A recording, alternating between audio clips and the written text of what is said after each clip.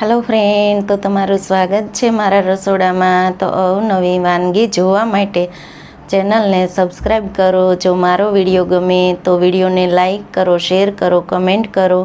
બાજુમાં રહેલ બેલ આઇકનને દબાવો તેથી નોટિફિકેશન તમને રોજ મળતું રહે। આજે હું તમારી સાથે શેર કરીશ કાઠિયાવાડી કઢીની રેસીપી। તો ચાલો શરૂ કરીએ રેસીપી। કઢી બનાવવા માટે મેં 2 કપ છાશ લીધેલી છે અને ખાટી છાશ લેવાની। જો ખાટી છાશ હશે તો સ્વાદ એકદમ ટેસ્ટી આવશે। તો તેમાં આપણે 3 ચમચી ચણાનો લોટ લીધેલો છે, તો 3 ચમચી આપણે ચણાનો લોટ એડ કરશું।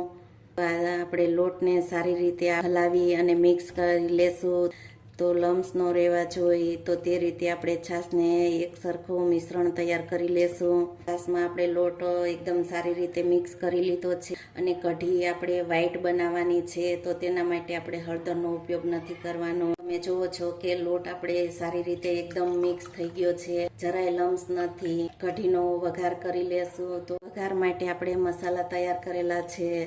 અડધી ચમચી સૂકી મેથી દાણા લેવાના છે, તો તેનો વઘાર કરવાથી આપણે કઢીનો ટેસ્ટ એકદમ સારો આવે છે। આપણે 1 ટુકડો તજનો, 1 ફૂલ બાદિયાનું, 3 લવિંગ લીધેલા છે, 1 ચમચી આદુ મરચુંની પેસ્ટ લીધેલી છે, ફ્રેશ લીમડાના પાન લીધેલા છે, 2 સૂકા લાલ મરચા લીધેલા છે, 2 ચમચી ગોળ લીધેલો છે, 1 ચમચી કસૂરી મેથી લીધેલી છે, તેનો ઉપયોગ કરશું। વઘાર માટે આપણે મોટી 2 ચમચી જેટલું તેલ લીધેલું છે, તો કઢીમાં તેલનો ઉપયોગ આપણે ઓછો કરશું।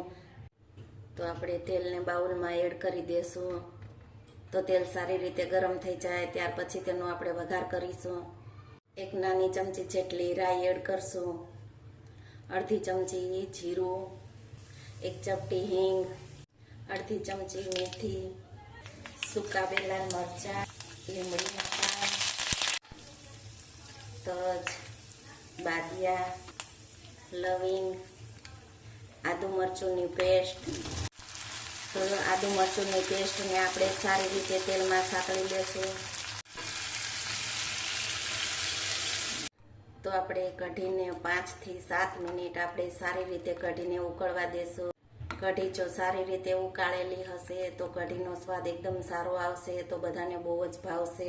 એમાં આપણે આ ગોળને એડ કરી દેશું। તમે જોઈ શકો છો કે આપણી કઢી એકદમ સારી રીતે ઉકળી ગઈ છે। આપણે 2 થી 3 મિનિટ ઉકળવા દેશું તો કઢી એકદમ ટેસ્ટી બનશે।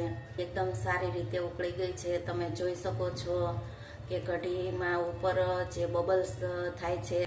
તો હવે ઉપરથી આપણે અડધી ચમચી ધાણા જીરું પાવડર અને 1 ચપટી જેટલો લાલ મરચું પાવડર એડ કરશું। આપણે આદુ મરચુંની પેસ્ટ એડ કરેલી છે, તો તીખાશ તો તમે તમારા ટેસ્ટ પ્રમાણે લઈ શકો છો। તો આપણે આ ઉપરથી 1 ચમચી કસૂરી મેથીને એડ કરી દેશું। તો આપણે ઉપરથી ધાણાને એડ કરી દેશું।